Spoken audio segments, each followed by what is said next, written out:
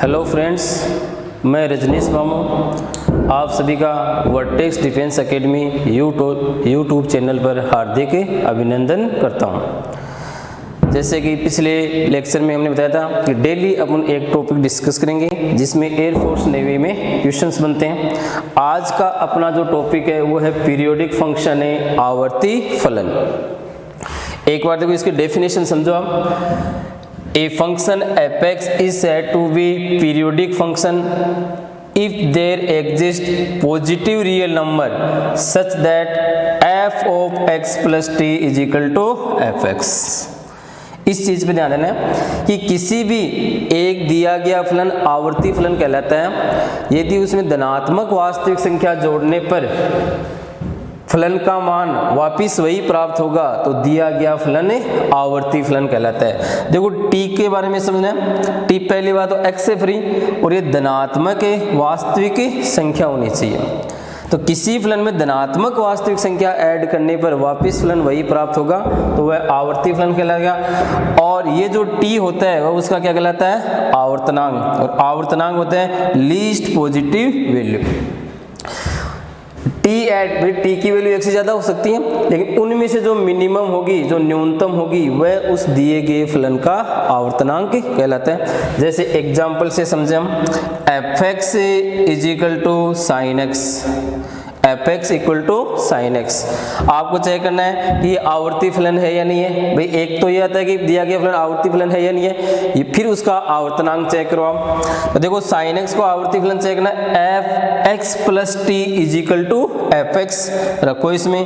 तो ये देखो आप f(x plus t is equal to fx), ये डेफिनेशन होती है। ये बन जाएगा sin x plus t is equal to sin x। अब देखो आप sin x plus t is equal to sin x। अब t की वैल्यू क्या रखें कि वापस sin x आ जाए। तो एक चीज तो ध्यान रखना कि t क्या होनी चाहिए? धनात्मक वास्तविक मान। t की वैल्यू कभी भी जीरो नहीं हो सकती क्योंकि जीरो धनात्मक संख्या नहीं होती है। तो किसी भी फलन का आवर्तनांक जीरो नहीं होगा।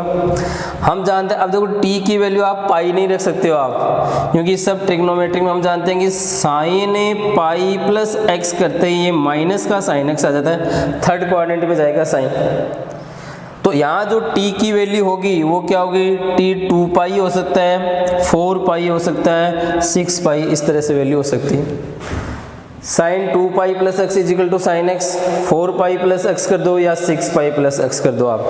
तो इसका मतलब है f of x plus T करने पर वापस fx आ रहा है। हम कह सकते हैं कि sin x एक आवर्ती फलन है। आपसे कि इसका आवर्तनांक या इसका पीरियड बताओ आप। तो इसका जो आवर्तनांक होगा इनमें से मिनिमम वैल्यू हो, तो मिनिमम वैल्यू कितनी आ रही है? 2 पाई। तो sin x का जो आवर्तनांक होगा वो 2 पाई। तो ये इंपॉर्टेंट है कि दिए गए फंक्शन में आप f of x plus T करने पर वापस fx आना चाहिए और t रखना कि पॉजिटिव रियल नंबर होना चाहिए। दूसरा देखो आप इसमें इसको ग्राफिकल भी हम समझ सकते हैं। वो कह रहे if the graph repeats as fix interval the function is periodic and its period is width of that interval. वो कह रहे कि दिए गए फलन का ग्राफ एक निश्चित अंतराल के बाद में रिपीट होना स्टार्ट हो जाए तो विड्थ ऑफ दैट इंटरवल, उस अंतराल की जो विड्थ होगी वह उस दिए गए फलन का आवर्तनांक होते हैं। जैसे अभी हमने sin x पढ़ा, f(x) is equal to sin x। sin x का हम ग्राफ बना सकते हैं। मैक्सिमम वैल्यू sin x की 1 होती है, ये 0 से 2 पाई में ग्राफ मैक्सिमम 1 वैल्यू लेगा, मिनिमम 1, ये 0 से 2 पाई। सेम ग्राफ इधर आएगा। अब 2 पाई के बाद में वापिस ग्राफ ये इसी तरह से बनता रहेगा, ये 4 पाई। तो कि एक फिक्स इंटरवल के बाद में रिपीट हो रहा है तो इस दिए गए फंक्शन का जो ग्राफ है वो कहाँ पर रिपीट हो रहा है? 2 पाई के बाद में। 2 पाई से 4 पाई एज इट इज ग्राफ रहेगा, फिर 4 पाई से 6 पाई सेम ग्राफ रहेगा। तो विड्थ ऑफ दैट इंटरवल, ये जो इस इंटरवल की जो विड्थ आ रही है जहाँ ग्राफ के रिपीटेशन स्टार्ट होता है वह उस दिए गए फलन का आवर्तनांक कहलाता है। तो ग्राफ से भी हम दिए गए फंक्शन का आवर्तनांक चेक कर सकते हैं और दिए गए फलन को आवर्ती फलन हम चेक कर सकते हैं। इस चीज का थोड़ा सा ध्यान रखना है, पॉजिटिव रियल नंबर, आवर्तनांक कभी भी नेगेटिव नहीं होगा, आवर्तनांक कभी भी जीरो नहीं होगा। इस तरह से बहुत सारे और भी एग्जाम्पल हम ऐसे प्रूव कर सकते हैं। अब देखो क्वेश्चन कैसे आते हैं, आपको आवर्तनांक से संबंधित क्वेश्चन करने हैं तो आपको एक टेबल याद रखनी पड़ेगी। जितने भी ट्रिग्नोमेट्रिक फंक्शन होते हैं वो सब आवर्ती फलन होते हैं।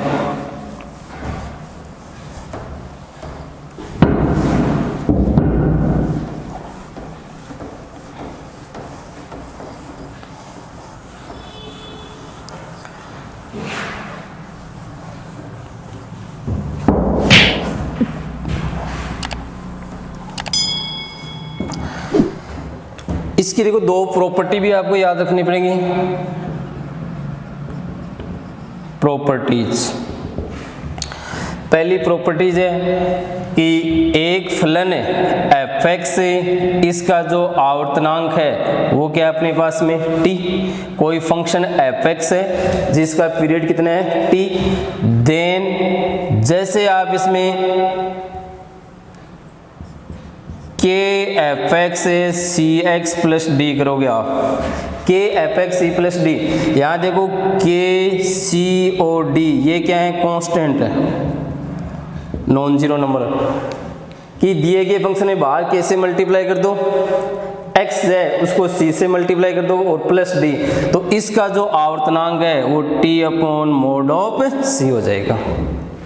तो आवर्तनांक कब प्रभावित हो रहा है, x के कोफिशिएंट से प्रभावित होगा। किससे प्रभावित होगा आवर्तनांक के, केवल x के कोफिशिएंट से। बाहर k से मल्टीप्लाई किया या अंदर ऐड किया या बाहर भी आप ऐड कर सकते हो आप, तो उसका आवर्तनांक प्रभावित नहीं होगा। जैसे हम एग्जाम्पल से समझें, f(x) equal to sin 2x plus 3, वो करें इसका आवर्तनांक बताओ। देखो एक चीज रखना कि sin x एक पीरियोडिक फंक्शन होता है, sin x का आवर्तनांक कितना होता है 2 पाई, तो x का कोफिशिएंट कितना आ रहा है 2, तो इसका आवर्तनांक हो जाएगा 2 पाई अपॉन 2, कितना आ जाएगा पाई आ जाएगा। तो किसी भी फंक्शन जो स्टैंडर्ड फंक्शन है जिसका आवर्तनांक आप जानते हो, आप जैसे आप के f(x) cx प्लस डी करोगे, मोड c मैंने इसलिए लिखा है कि आवर्तनांक हमेशा धनात्मक होता है, अगर c नेगेटिव है तो आपको पॉजिटिव से डिवाइड करना है।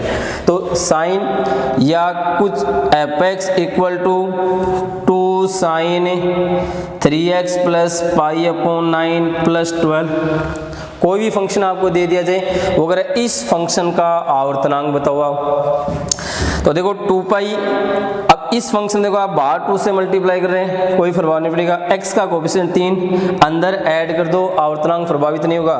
तो इस फंक्शन का आवर्तनांक साइन का हम जानते हैं स्टैंडर्ड फंक्शन होता है 2 पाई और x का कोफिशिएंट कितना है 3, तो किससे डिवाइड कर देंगे 3 से डिवाइड कर देंगे।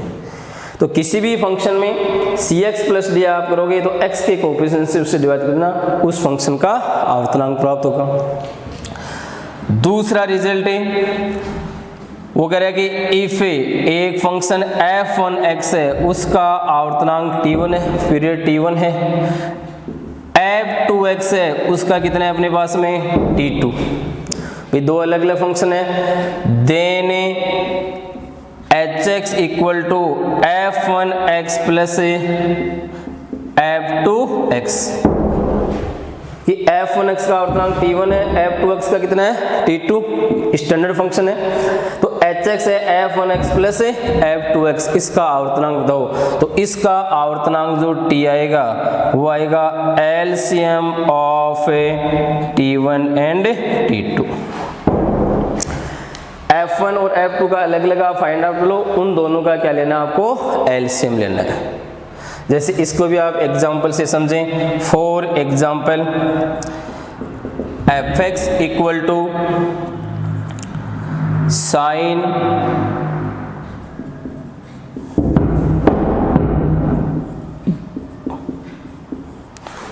f(x) equal to sine 2 pi x upon 3 plus cos pi x upon 2 वगैरह, इस फंक्शन का आवर्तनांक बताओ आप। अब देखो आप, ये अलग फंक्शन है ये अलग फंक्शन है, एक फंक्शन का हम आवर्तनांक इस मेथड से हम फाइंड आउट कर सकते हैं। ट्रिग्नोमेट्री में जानना साइन कोस सेक कोसेक, इनका आवर्तनांक जो पीरियड होता है वो 2 पाई होता है, टेन व कोट का पाई होता है। यहाँ इस फंक्शन का आवर्तनांक चेक करना है, पहले देखो इसका आवर्तनांक बताओ t1 कितना आएगा। मैंने कहा कि साइन, पहले साइन का आवर्तनांक लिखो आप, साइन का कितना है 2 पाई, 2 पाई अपॉन x का कोफिशिएंट है यहाँ 2 पाई अपॉन 3, ये x का कोफिशिएंट है तो 2 पाई अपॉन 3 कितना आ रहा है 3, 2 पाई से 2 पाई कैंसिल हो जाएगा। cos पाई x अपॉन 2 t2, cos का भी कितना होता है 2 पाई अपॉन x का कोफिशिएंट कितना है पाई अपॉन 2, पाई से पाई कैंसिल हो जाएगा, कितना आ रहा है 4 आ रहा है। t1 कितना है अपने पास में 3, t2 कितना आ रहा है 4। तो इस फंक्शन का जो आवर्तनांक है t वो क्या लिखेंगे हम बताओ, एलसीएम ऑफ 3 और 4। इसका t3 आ रहा है आवर्तनांक, इसका कितना आ रहा है 4 आ रहा है, दोनों का जब एलसीएम लेंगे कितना आएगा अपने पास में 12 आ जाएगा। तो ये दिया गया जो फंक्शन है उसका जो आवर्तनांक होगा वो कितना होगा 12 होगा। तो ये दो इंपॉर्टेंट चीजें हैं, अलग अलग फंक्शन आ जाए, 3 फंक्शन भी हो सकते हैं f1 f2 f3, सबका अलग अलग हम आवर्तनांक याद कर लेंगे, इनका एलसीएम ले लेंगे। इस एलसीएम में एक चीज आपको ध्यान रखनी है कि एलसीएम अगर फ्रैक्शन या भिन्न संख्या आ जाए, एलसीएम इस तरह की संख्या आ जाए, LCM of a upon b, c upon d या e अपॉन f, इनका एलसीएम का फॉर्मूला होता है LCM of numerator a c e का एलसीएम लोगे और HCF of b d f। देखो यहाँ तो अपने पास में केवल 3 और 4 है, नेचुरल नंबर आ रहे हैं, धनात्मक पूर्णांक संख्या आ रही है, इनका हम एलसीएम डायरेक्ट लिख सकते हैं। लेकिन कई बार ऐसे भिन्न संख्या फ्रैक्शन में आ जाए, a upon b, c upon d, e upon f या आगे जो भी है, तो अंश वाली संख्याओं का एलसीएम लेना है और हर वाली संख्या डिनोमिनेटर का क्या लेना है आपको एचसीएफ लेना है। दूसरा एलसीएम का एक रूल होता है, एलसीएम या तो दोनों संख्याएं परिमेय होंगी, रेशनल का एलसीएम लिया जा सकता है, या दोनों इरेशनल होनी चाहिए, अपरिमेय संख्या होनी चाहिए। एक रेशनल और एक इरेशनल आ जाएगा तो उसका कभी भी एलसीएम नहीं लिया जा सकता है। जैसे एग्जांपल से हम यहाँ समझना चाहिए,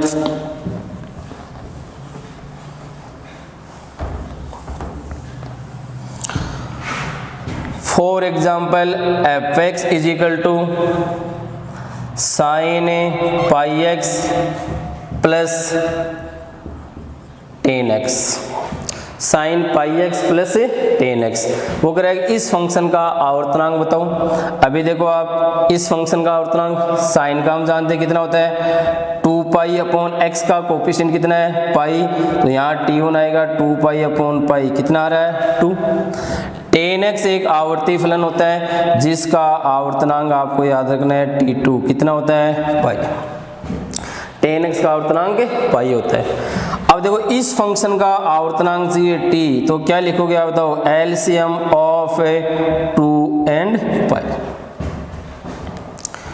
अब देखो दो एक परिमेय संख्या होती है, 2/1 लिख दो, पाई एक क्या होती है अपरिमेय संख्या होती है। मैथ्स में रखना कि पाई और ई हमेशा इरेशनल नंबर होते हैं, तो रेशनल और इरेशनल का कभी भी एलसीएम नहीं लिया जाता। इसका मतलब this function is non periodic, ये जो फंक्शन है वो एक आवर्ती है, इसका आवर्तनांक हम फाइंड आउट नहीं कर सकते हम, तो इस चीज का थोड़ा सा ध्यान रखना है।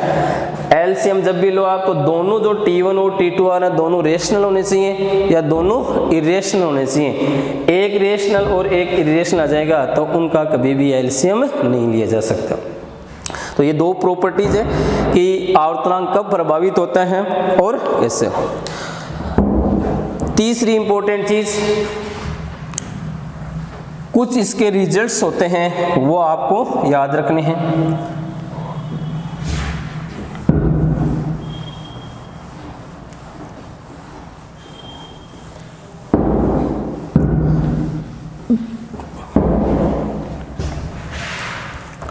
प्रूव कर सकते हैं हम बहुत सारे, f of x plus t is equal to f x से आ जाएंगे।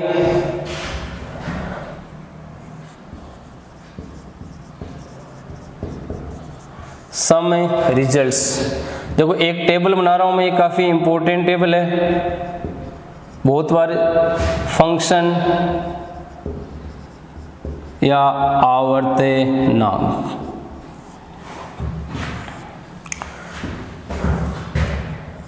पहली जो प्रॉपर्टी देखो, साइन की पावर nx, कोस की पावर nx, से की पावर nx और कोसेक की पावर nx।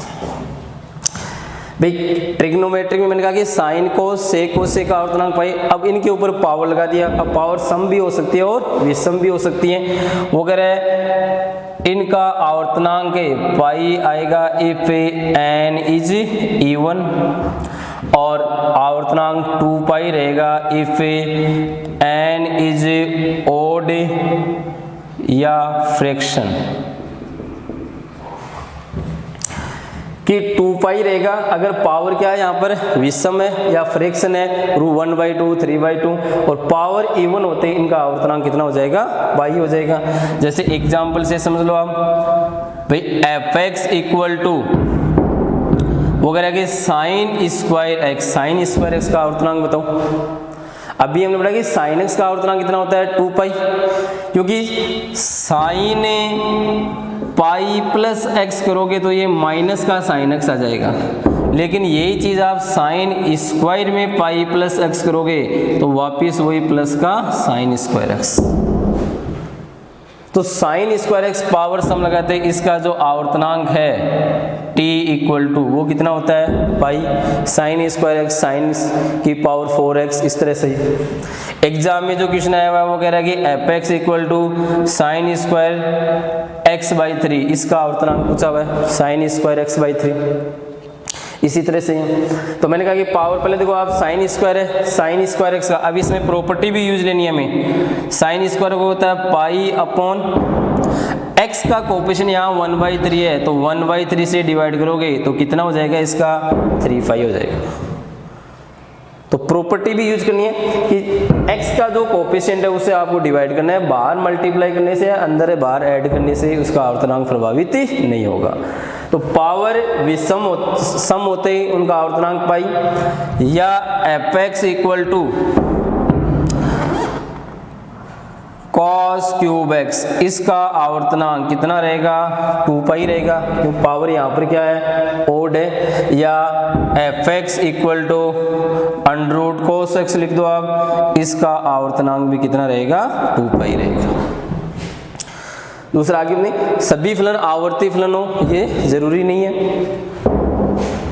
दूसरा रिजल्ट है tan की पावर nx कोट की पावर nx, इनका आवर्तनांक हमेशा पाई रहेगा इफ n इज इवन और ओड। tan की पावर nx कोट की पावर nx, tan व कोट की कितनी भी पावर कर दो उनका आवर्तनांक हमेशा क्या रहेगा पाई रहेगा। tan x का पाई, tan स्क्वायर, tan क्यूब उनका पाई, लेकिन कोएफिशिएंट से आवर्तनांक चेंज हो जाएगा। थर्ड रिजल्ट सभी पर हम मोड लगाते हैं, mod of sine x, mod of cos x, mod of tan x, mod of cot x, mod of sec x, mod of cosec x, इनका आवर्तनांक भी कितना होता है pi. Mod sine x tan cot का पहले होता है, लेकिन साइन एक्स के ऊपर जैसे मोड लगा दो आप तो मोड जैसे स्क्वायर वैसे पॉजिटिव वैल्यू कन्वर्ट कर देंगे, तो mod sine x, mod tan x, mod cot x, इनका आवर्तनांक कितना हो जाएगा पाई हो जाएगा। Fourth property x minus greatest integer of x, इसका जो आवर्तनांक होता है वो 1 होता है। ये थोड़ा सा रिजल्ट ध्यान में रखना है, x minus greatest integer of x, x का महत्तम पूर्णांक, ये एक आवर्ती फलन होता है, इसको डेराइव कर सकते हैं, इसका आवर्तनांक हमेशा कितना होता है 1 होता है। एलजेब्रिक फंक्शन आ जाए अपने पास में, एलजेब्रिक फंक्शन जैसे फॉर एग्जांपल हम लें रूट एक्स आ गया, एक्स स्क्वायर, एक्स क्यूब, ये क्या होते हैं non periodic function. Root x, x square, x cube plus 5, इनका आवर्तनांक ज्ञात नहीं कह सकता, ये आवर्ती फलन नहीं होते। तो कभी भी जैसे इस तरह से टेबल बनाई जाए या कोई प्रॉपर्टी लिखी जाए तो आप वीडियो पॉज करके आप पूरे टेबल यहाँ पर उतार सकते हैं। तो ये थोड़े से आपको रिजल्ट ध्यान में रखने हैं। अब इसमें देखो, अभी हमने यहाँ एग्जाम्पल से समझे, सब में x के कोफिशिएंट से उनका आवर्तनांक या जो पीरियड है वो क्या हो जाएगा, चेंज हो जाएगा। जैसे मोड साइन की पावर n है, इसी को आप जैसे हम यहाँ लिखें साइन की power n ax plus b, तो इसका जो आवर्तनांक है t वो कितना हो जाएगा, pi upon mod of a if n is even और t is equal to t upon 2 pi upon mod of a if n is odd. इसका मतलब क्या हुआ, साइन की power n cos sec, cosec pi होता है, n सम होता है, 2 पाई होता है, n विषम या फ्रैक्शन होता है। लेकिन जैसे आप x की जगह ax प्लस b करोगे, पहले हमने प्रॉपर्टी पढ़ रखी है, तो x के कोफिशिएंट से डिवाइड हो जाएगा। सभी में ध्यान रखना है, 10 ये वाला है, अब मैं यहाँ 10 की power n ax plus b कर दूं तो इसका आवर्तनांक पाई अपॉन मोड ऑफ ए हो जाएगा। 10 में यहाँ जैसे आप ax प्लस b करोगे तो x के कोफिशिएंट से डिवाइड हो जाएगा। सेम मोड के अंदर mode of sign ax plus b, इसका आवर्तनांक बताओ आप, तो मोड साइन का होता है पाई, तो pi upon mod of a, pi upon mod of a. ठीक है, तो इस तरह से ये टेबल आपको थोड़ी सी याद रखनी है। इसमें सबसे इंपॉर्टेंट एक और आता है अचर फलन एक आवर्ती फलन होता है, लेकिन इसका आवर्तनांक परिभाषित नहीं है। ये इंपॉर्टेंट है। Constant function is a periodic function. Constant function वो एक पीरियोडिक फंक्शन होता है, लेकिन उसका कोई फंडामेंटल पीरियड नहीं होता है, क्योंकि इसमें आप मान चेंज होता रहता है भाई। For example f x is equal to constant function है, f x is equal to की।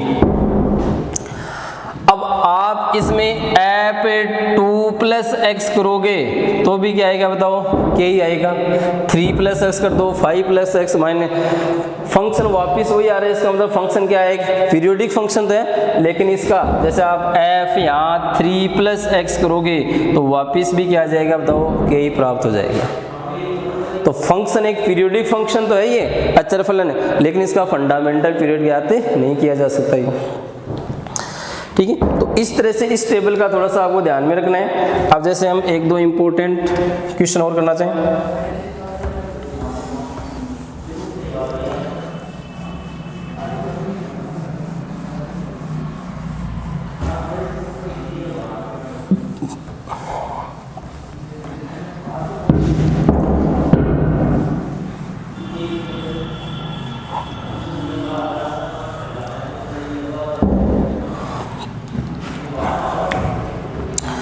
कोई भी इस तरह की फंक्शन है, अब f x is equal to, मैंने आपसे लिखा कि साइन एक्स प्लस ए,